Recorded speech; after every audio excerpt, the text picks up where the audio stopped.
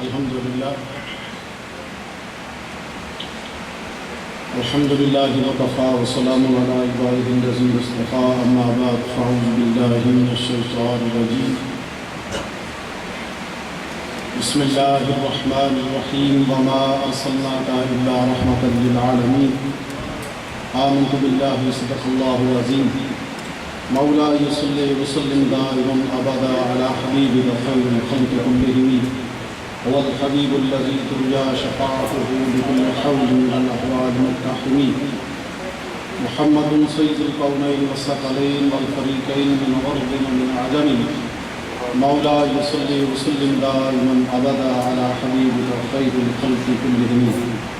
سامعین محترم، نہایت محبت و احترام، تعظیم اور عشق سے بارگاہ رسالت مآب صلی اللہ علیہ وسلم میں چند دفعہ درود پاک کرو. الصلاۃ والسلام علیک یا سیدی یا رسول اللہ وعلی آلک وصحبہ الصلاۃ والسلام علیک یا سیدی یا رسول اللہ وعلی آلک وصحبہ خاتم النبیین. خطیب ذیشان حضرت علامہ بشارت شاہی صاحب دامت برکاتہ العالیہ، رفیق محترم حافظ القاری جناب قاری محمد یونس صاحب دامت برکاتہ القدسیہ، بزرگوں، دوستوں، عزیزوں، السلام علیکم ورحمۃ اللہ وبرکاتہ. آج کی اس بابرکت رات میں اس نورانی، روحانی، ایمانی اور ایمان افروز محفل کی آپ سب کو مبارکباد کروں گی. سامعین محترم، مجھ سے پہلے آپ علماء کرام کو سن چکے ہیں، بڑا فاضلانہ عالمانہ بیان سماعت فرمایا آپ نے. ایک بات میں وضاحت کر دوں کہ میں واقعی کوئی عالم نہیں ہوں. عالموں کو ساتھ علماء دین کے ساتھ بیٹھنے کا شرف حاصل ہوا ہے یا ان کے جوتے سیدھے کرنے کا شرف حاصل ہوا ہے. چند باتیں اس حوالے سے عرض کر کے اپنی گفتگو کو ختم کرتے ہیں. سامعین محترم، کسی اللہ والے نے اپنی اللہ رب العزت کی بارگاہ میں جو پیشگی کی اس نے اپنے الفاظ میں کی، اور میں یہ سمجھتا ہوں کہ ہم سب کو اسی طریقے اپنی ذات کو اللہ رب العزت کی بارگاہ میں پیش کرنا چاہیے. انہوں نے یہ فرمایا ہے، میں انا تے تلکن رستہ کی میں روے سنبھالا، میں انا تے تلکن رستہ کی میں روے سنبھالا، تکے دیون والے بہت دے دے تو ہاتھ پکڑن والا.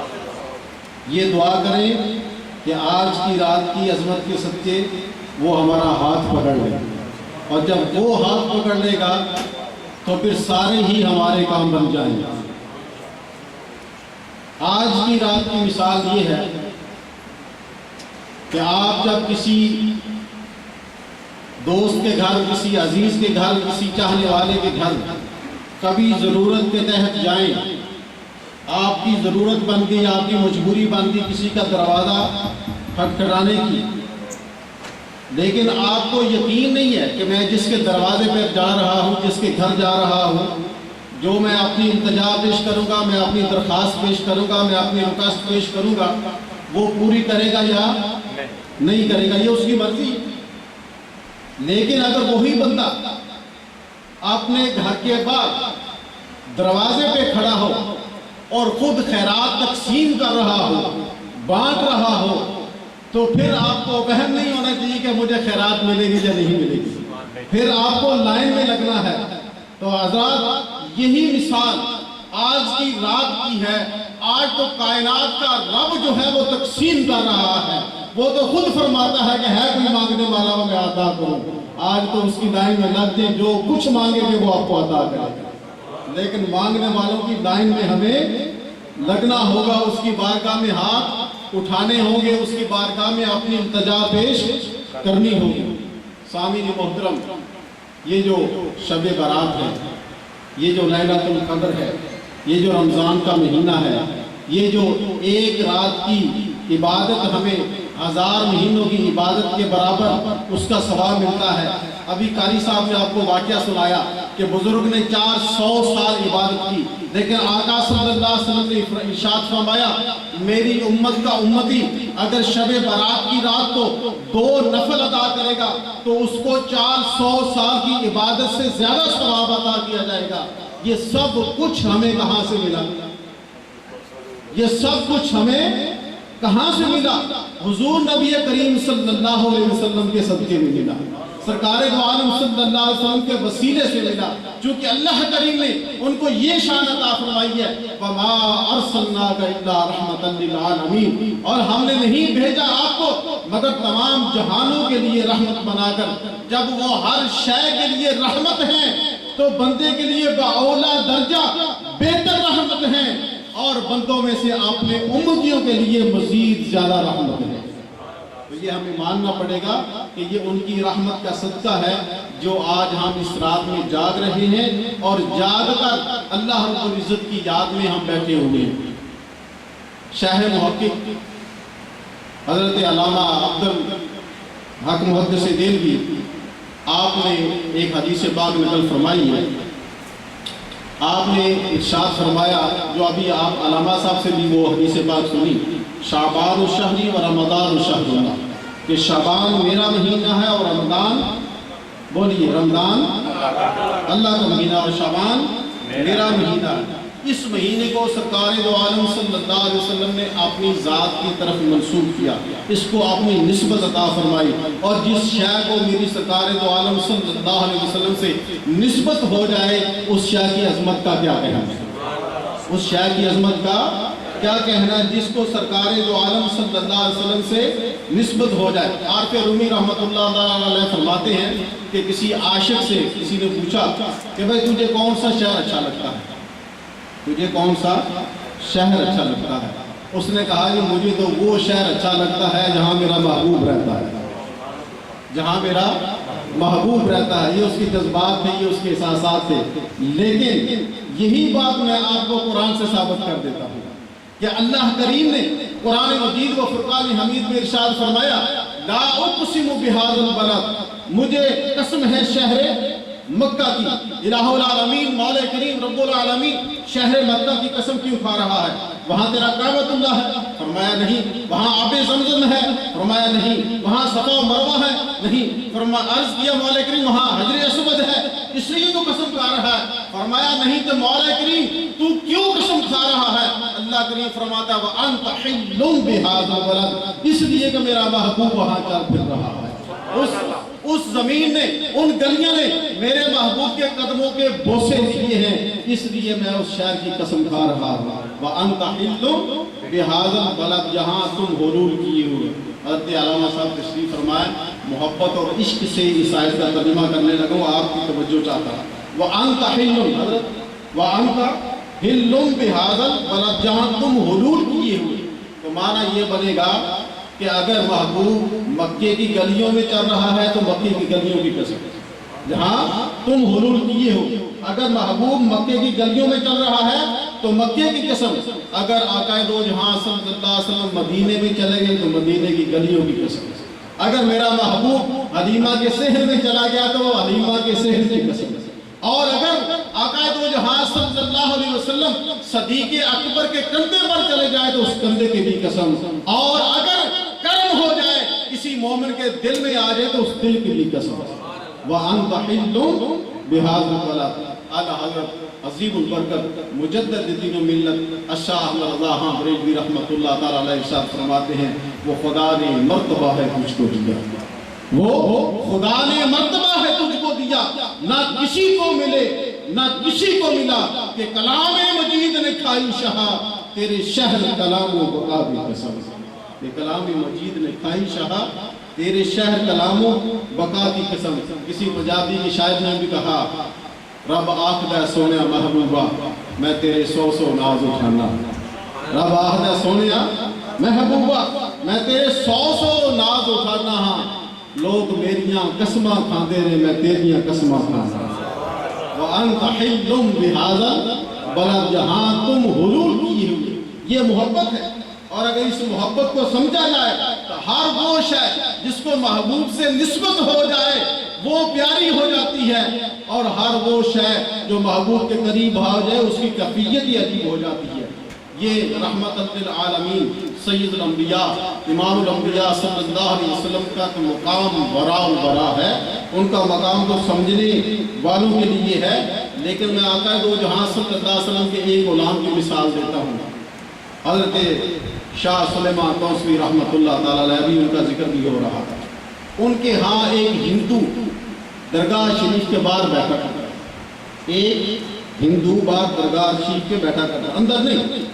جب وہ مر گیا تو ہندوؤں نے کہا جی ہم نے اس کو جلانا ہے، لیکن حضرت شاہ سلیمان توسوی رحمۃ اللہ علیہ نے فرمایا نہیں، ہم نے جلانے نہیں دینا، ہم نے تو اسے دفنانا ہے۔ جھگڑا ہو گیا، اب فیصلہ کیسے ہوگا؟ حضرت شاہ سلیمان توسوی فرماتے ہیں بھائی تم اپنے مردے کو جلاتے ہو، چلو تم پہلے ایسے کرو اس کو جلا لو، اگر یہ جل گیا تو تمہارا نہ جلا تو ہمارا،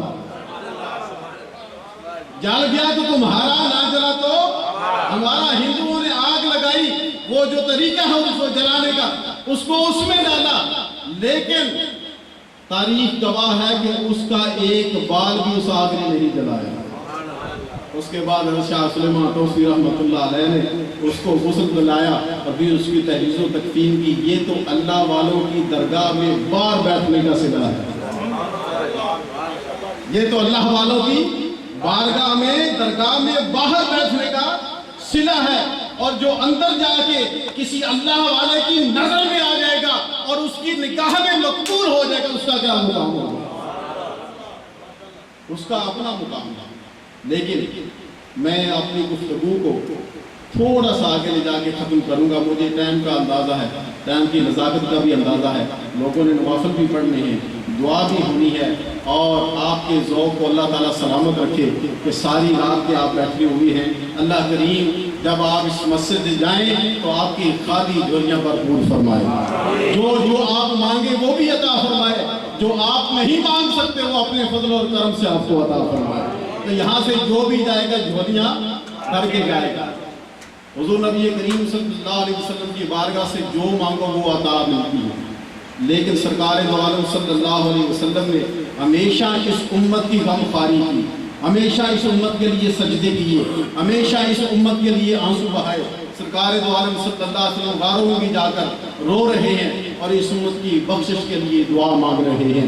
حضرت عائشہ صدیقہ رضی اللہ تعالیٰ عنہ ارشاد فرماتی ہیں میں نے دیکھا سرکار دو عالم صلی اللہ علیہ وسلم پوری رات عبادت و ریاضت کر رہے ہیں، مصلی پر کھڑے ہیں، پوری رات عبادت ہو رہی ہے۔ ایک دن میں نے عرض کی یا رسول اللہ صلی اللہ علیہ وسلم، اللہ کریم نے آپ کو رحمت للعالمین کا تاج پہنا کر دنیا میں بھیجا، اور دن قیامت کے شفاعت کا صحرا بھی آپ کے سر پر ہوگا، اس کے باوجود ساری رات عبادت و ریاضت کیوں کرتے ہیں؟